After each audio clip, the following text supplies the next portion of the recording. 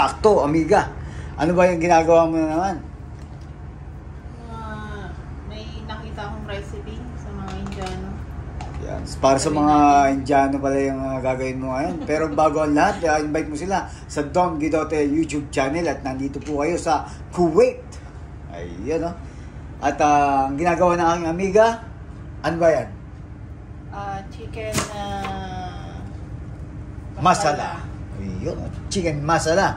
At para tayong one whole chicken, iniwanan ni Don Guidote. Yun. Tapos yung nilagay mo? Lagyan natin ng turmeric, tsaka konting chili powder. Chili lang. powder? Ayaw ka na maanghang eh. Yun. Tsaka paminta. Black pepper. Mamarinate muna natin yung Yun, no? chicken. Tapos konting asin lang. Mamarinate mo muna yan. Bali, ano nang nilagay mo, amiga? Asin, black pepper, chili powder, Turmeric. salt, tsaka turmeric. Okay. At ang mga ingredients mo? Tapos mamaya, pag nag-isa tayo, meron tayong chicken masala talaga na powder. Baga parang templado na siya eh. Mix na siya ng ginger, garlic, hindi pala. Nasaan na yung recipe? Coriander, may red chili. Kung ano yung nilagay natin dito, turmeric, iodized sauce, black pepper, onion, garlic, cardamom, tsaka ginger. Okay, at saka ano ba ang mga ingredients mo dyan? Meron kang coriander powder pa rin nilalagay. Nalagyan pa rin natin siyang coriander powder. Meron pa rin tayong fresh tomato, onion, garlic, tsaka ginger. Okay. Pero konti na lang kasi itong mix natin powder, yun na rin yun eh. Kaso syempre, gusto natin lagyan ng fresh. Yan, no? Okay, marinate na, haluhaluin na at balikan natin yan. Marinate ko muna to, haluhaluin ko. Tapos leave natin ng at least 1 hour. So habang nagpe-prepare tayo ng mga ingredients natin, Yun. marinate na siya. Chicken masala. Okay, mamarinate na. Hintayin natin. Mga amigo at amiga, isang masarap naman na kainan tong mga gagawin natin yung ang gagawin natin ngayon, mga amigo. Yan na. Araw namin ni amiga ngayon at tayo ay nasa Kuwait. Habang si amiga doon ay busy. Meron siya ditong running water. At saka meron din nga yung ating ginagawa chicken masala. At meron nilalaban si amiga. Ayan, ang amiga busy at naglilinis. Kaya medyo makalat siya ngayon. At naglilinis si amiga ngayon kasi dito sa Middle East, kailangan mo laging halos gulin-gulinisan kasi siyempre, pag may araw na may oras tayo, linis-linis din pag may time. At kaya, ito ang ating kusina at medyo naghalongkat si amiga. Kaya, ganyan yan, mga amiga at amiga. Yan o. At ito nga, minamarinate na ni amiga, tinahalo-halo.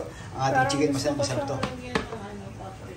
Yun, lalagyan pa raw ni amiga ng paprika. Pahabol mga amigo at amiga at Parang maiba lang.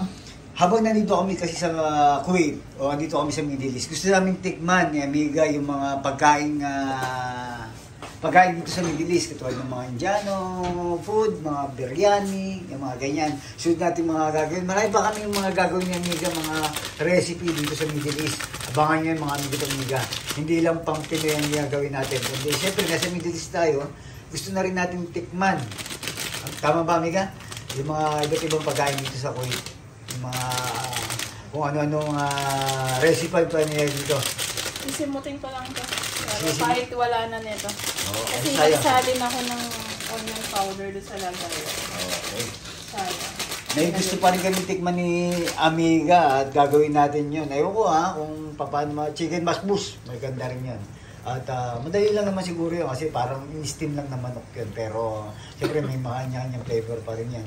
Titingnan natin kung ano yung mga ingredients niya. Kasi may kinainan kami restaurant ni amiga, chicken masbus, napakasarap din. Pero itong munang chicken masala talagang masarap din siya sa beef. Moton, yun yung tupa. O yung karuf, o yung sheep. Yan o. Ano ba yung ginagawa amiga? Ginger, tapos garlic, isang buo. Pag samahin na natin, wag natin paghiwalayin. Para isang, ano na lang, i-food processor natin. Yo. Para gagawin nating paste. Kasama na tong kamatis. Pero ano, pwede rin, ano yata to eh, yung tomato paste. Tomato paste. Pwede rin tomato paste Pero yan. syempre mas masarap pag fresh Masarap. tomato. Pangan natin itong ating first time ni Amiga magluluto ng chicken masala. Amiga, tama? Chicken masala. Kasi yung biryani, kung mapapansin nyo, meron kami lagi sa page noon. Tapos yung balbakwa, dito na po namin ginawa sa Kuwait yan. At kung ano po yung nagustuhan namin, na bago sa amin.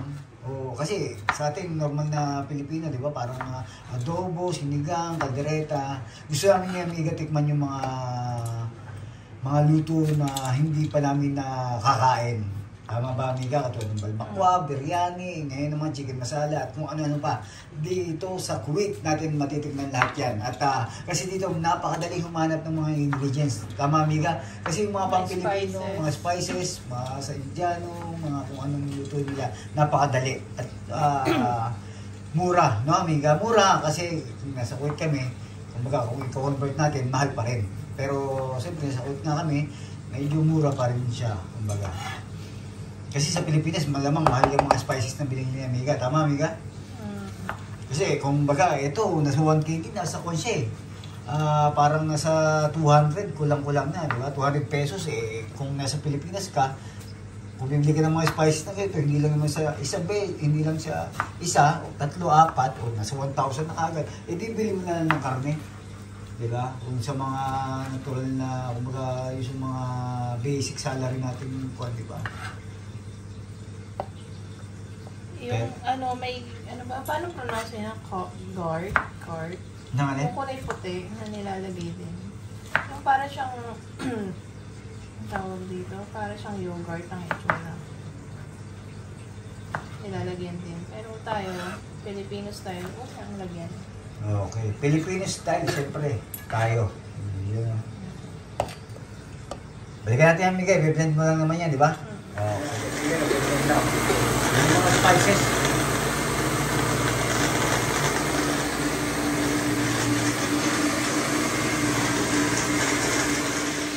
Yan, no? Amiga, ano ba nagawa mo dyan? Yung minarinate natin, sinrate ko ng konti. Ayun ko na yung Amiga ng konti kasi ayaw ko nga ng matigas. Kasi ayaw ko ng... Hindi yan matigas kasi lalambot yan mamaya pag pinakuloy sa sauce. Tinatagal natin makakukuloy. Okay.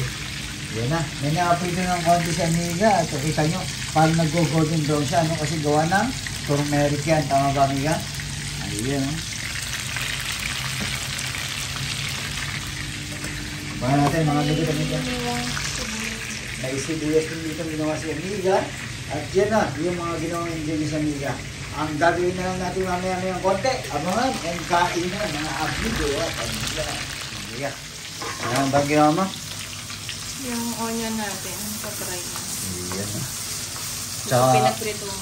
Okay, ito na yung manok, no? Yung whole chicken mo. Oo. Tapos ngayon, pinapray ni Amiga itong sibuyas yan ba ito? Iyon. Amoy na amoy ka na. Siyempre, doon sa pinagprituhan ng manok. Ito pa rin yung pinagprituhan ng manok. At amoy na amoy ko na. Ang amoy ng Indiano. Siyempre, yung ulam. Ating chicken masala. Excited na ako, nagugutom na ako. Check ko nga muna kung may sinaing tayo. Bigyan na naman yung hawak-hawak mo yan. Ito yung ginawa nating tomato paste na may ginger at garlic. Wow! Gigisa lang natin. Diba? First time lang po na Amiga yan at Lagyan natin itong mukhang expert na. masala powder. Ano yan? Masala powder.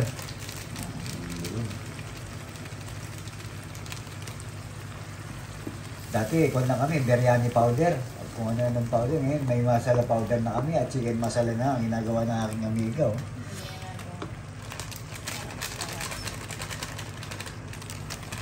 Masarap din to. Gagawa rin tayo ng beef masala. Tsaka kung ano-ano pa. Fish, masala. Ayan. Ang alam ko, kanyan eh. Medyo manghang dapat. Siyempre, si Amiga, hindi niya masyadong bet ngayon ng manghang. Kaya mild lang, Amiga, tama? True. Yung tarush. Ilagay natin ng coriander.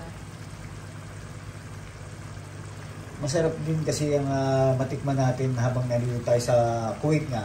Yung iba-ibang pagkain na ibang kalapit bansa natin. Tama ba, Amiga? Kalapit bansa ba natin India? Asia naman siya, di ba?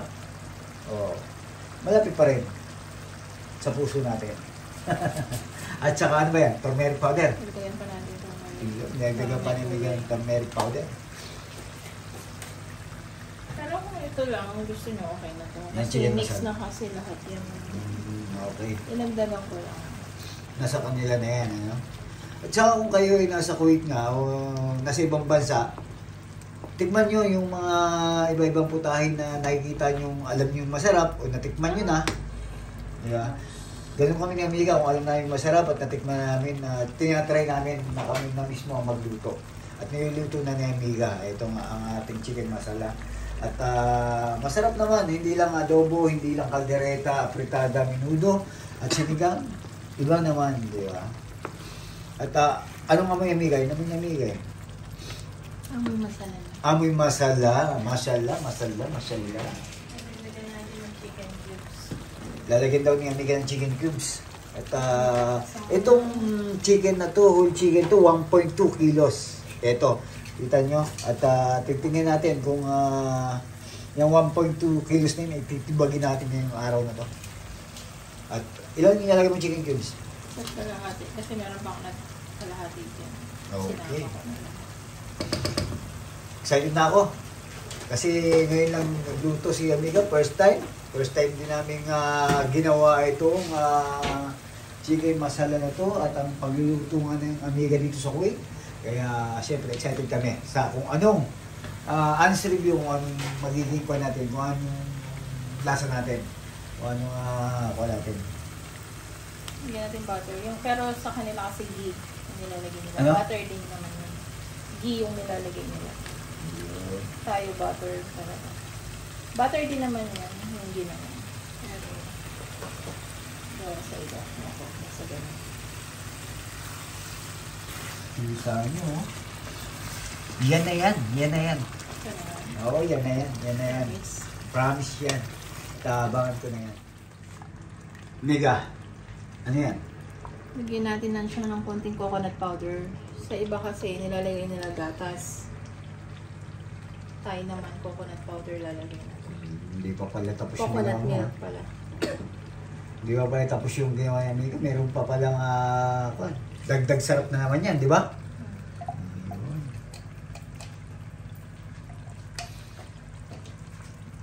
Kahalo-haloyin na rin ni Amiga. At isasama mo na yan. Oo. Ayaw mo nang matiis, di ba? Para lumambot na. Ay, shucks. Kamay ko na, malinis naman. Kamay ko. Yun ang hinihintay natin, no? Pwede na tayong magtayo ng restaurant sa Pinas ng Indian food. Meron na tayong biryani, meron na tayong masala. At sigurado madadagdagan pa yan. Kalaman natin na yan, Amiga. Yung chicken masala na yan at yung biryani. Di ba? Chicken Wow. masala. Sarap naman. Excited na ako. Naku po. Naku po, delikado na naman ang ating kanin nito. At mga amigo at amiga, sigurado yung mga kawawa ang ating Pag masarap tong natuklasan natin recipe, maulit. papatry natin sa Pilipinas. Yun. Abangan nyo, yung nasa Pilipinas, ipapatry ko ni Amiga. At ang ating biryani, hindi natin nagawin nakaraan. Itatry natin yung biryani with chicken masala. Yan mga amigo, delikado ang kung ito. Pati kanin lamig, delikado siya. Kasi mukhang kukulangin yung kain natin, Amiga. At talaga naman, alam niyo naman si Manyaman. Manyaman. Kenny, masarap dito sa Kuwait. Yan o.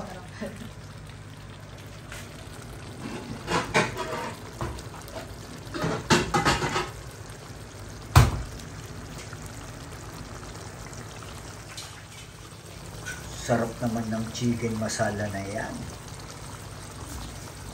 Ikaw na bahala magdala na ng chili powder mo ah. Ay. Hindi ka na ang Okay. Okay. Tinaklo ba na? Yun, balikan natin sa amiga. Amiga, kamusta na ba yan? So tapos na. Malapot na sa Yun. kalat. Pwede na.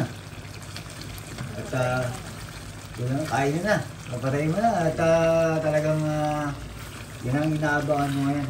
Ngayong tanghalian at sigurado 100% yan. Ubus ang kanin. Kasi, kung yung sauce nyo mukhang malasa. Sauce pa lang malasa na. Tama kami ka.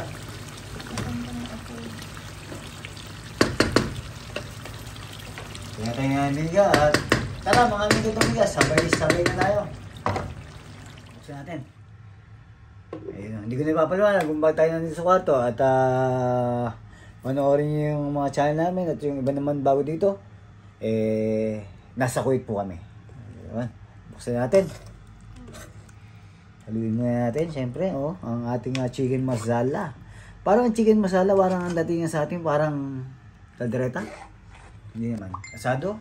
Sa lapot ng parang kaldereta. Kaldereta, ano? Wow. Pero syempre sa lasa, dahil sa mga spices, hindi lasang kaldereta. Syempre. Okay. Sarap tingnan. Ganito.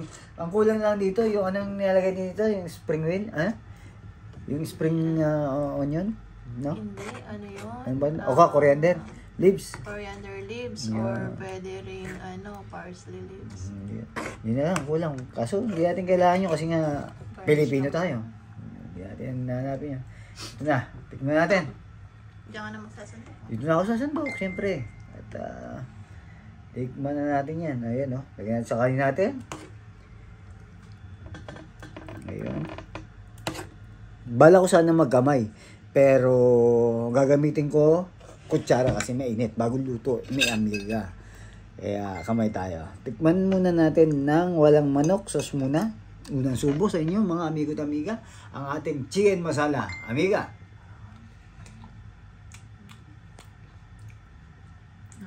Quality. Hindi ko tinikman yan, hindi ko maalat or ano. Okay.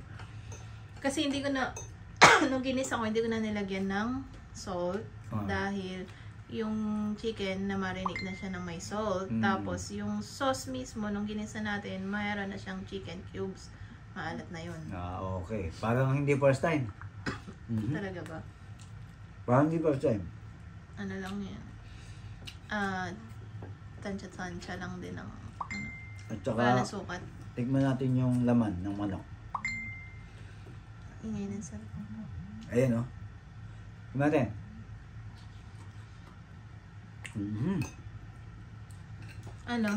Kuha ba yung lasa sa kinakainan natin? Panalo. Masarap siguro yung baka, no? Tapos sobrang lambot ng baka. Gawin natin next time. Next time, yung baka na laman na may konting taba-taba. Wow. Tapos sobrang lambot. Alam kong gutom na rin si Amiga. At solid to yung ginawa ni Amiga, chicken masala. At masarap to, lalo na mamaya lagyan ko pa ng chili powder. Pero si Amiga, alam ko naglalawin niya. At gutom na talaga. Amiga, imbitahan mo sila. Don't forget to like and subscribe. Don't Gidote channel. Ingat po at respeto sa bawat isa. Tara, kain na!